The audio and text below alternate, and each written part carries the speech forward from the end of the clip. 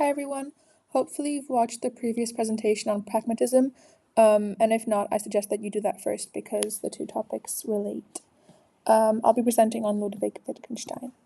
And sort of what to expect in my presentation, I'll be going over Wittgenstein's background and his early and later philosophies and evaluations of those, and then his significance and impact, my sort of personal takeaways and opinions on him, and then an overall conclusion. Okay, so who was he? He was an Austrian-British philosopher born into one of the wealthiest families in Vienna. He produced two major works that represent two completely different philosophies. His early book, the Tractatus Logico-Philosophicus, and then his later book, which was published posthumously, which means after his death, called Philosophical Investigations.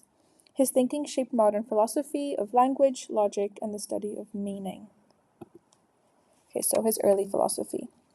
Early Wittgenstein was obsessed with one main question, and that was what can be meaningfully said. He believed that the purpose of philosophy was not to create big theories, but to clean up the confusion caused by language. He was influenced by philosophers like Gottlob Frege and Bertrand Russell.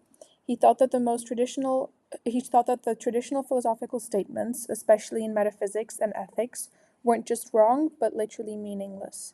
So his mission was to draw a clear boundary between meaningful statements and nonsense. So on the left picture, you can see Frege, and on the right, you can see Bertrand Russell. So his picture theory of meaning. In the Tractatus, his first book, he argued for this theory. According to his view, a sentence is meaningful only if it pictures a possible state of affairs in the world. For example, if I say, the cat is on the mat, as you can see in the picture down below, you can imagine a situation that would make this true or false. The sentence has a structure that corresponds to the structure of the world. You can think of it like Lego pieces. If the world can be built in a certain arrangement and the sentence reflects that arrangement, then it makes sense. But if a sentence doesn't map onto any possible situation, like lots of metaphysical statements, then it's not meaningful. For early Wittgenstein, the world is the totality of facts, not things, and language mirrors those facts. So, the limits of language. What I said before, it led him to an important conclusion. Not everything can be expressed in language. Ethics, religion, and aesthetics, these can all be experienced but not stated in meaningful propositions. He said that these areas show themselves through our lives but can't be captured through logical language. That's why the Tractatus ends with his most famous line, whereof one cannot speak, thereof one must be silent. In other words, anything that can't be pictured logically is outside of the bounds of meaningful language. And then his transition to his later philosophy, he eventually realized that his early ideas were too rigid. Everyday language isn't structured like mathematical logic. We joke, command, apologize, lie, pray, and none of these work like logical pictures. The Tractatus even undermines itself. Because Wittgenstein uses language to talk about what supposedly can't be talked about. After recognizing these problems, he abandoned his earlier views. He left academic philosophy for years, and then he returned to Cambridge, where he'd originally studied under Bertrand Russell, and he developed an entirely new approach. These ideas became his second major work, Philosophical Investigations, and those were published after his death in 1953.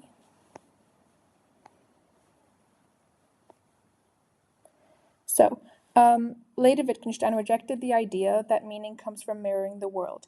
Instead, he argued that the meaning comes from use. Words aren't labels or pictures, they're tools, and their function depends on how they're used in specific situations.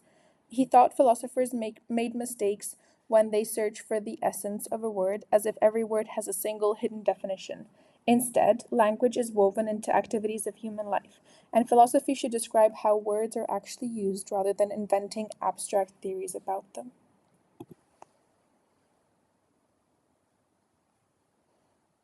Okay, so to explain his idea, Wittgenstein introduced the concept of language games. A language game is any social activity in which words play a role, like ordering someone to do something, or joking, apologizing, or telling a story, or giving directions.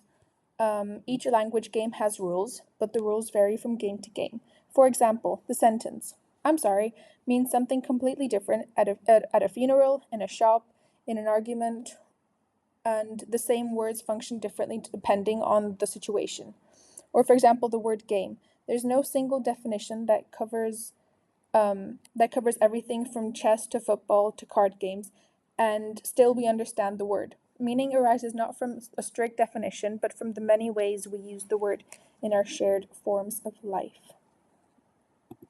Okay, next is his private language argument. So one of his most influential ideas is this private language argument. He asks whether it's possible to have a language that refers only to your own private internal experience, something only you can understand. Wittgenstein argues that it's impossible. Language requires rules, and rules require public criteria. If only you can access the meaning of a word, you have no way to check whether you're using it correctly. It's like you're playing a game of chess where you only know the rules and they change every time you think about them. That isn't a game, and it's not language. This idea has been extremely influential in psychology and philosophy of the mind because it suggests that mental concepts depend on shared social practices and not on private inner states alone. So, the philosophical problems. For Wittgenstein, many traditional philosophical problems like what is the self or where is the mind come from stretching language beyond its proper use. We treat words like they refer to physical objects when they don't. The role of philosophy, therefore, isn't to construct grand theories, but to clarify how language is used and to dissolve confusions. He saw philosophy as a kind of therapy. Once we understand the rules of our language games, the problems disappear. Okay, next his legacy and his influence. So Wittgenstein transformed the way we think about language and meaning. He's one of the most influential philosophers of the 20th century. His ideas laid the foundation for ordinary language philosophy through writers like J.L. Austin and Gilbert Ryle, and he influenced linguistics, psychology, cognitive science, and also early computer science. For example, Alan Turing attended his lectures at Cambridge, and their discussions apparently shaped some early thinking about rules and computation. And today, Wittgenstein's impact can be seen in debates around AI and social meaning, communication, and the philosophy of the mind. Okay, and then sort of my conclusion and my takeaway is honestly, it took me a while to understand his theories. I'm still a bit confused about his approach to language and philosophy, and it was disorienting, but it's also why I find him really interesting and I want to learn more. And I think even though I don't fully understand or agree with maybe everything, I think maybe I don't agree because I don't understand it properly. His questions about how language shapes our world make me curious to learn more, and I think that his work gives rise to, I guess, more questions. Like it makes us ask more questions than answer them. So that's why I'd like to keep exploring his philosophy.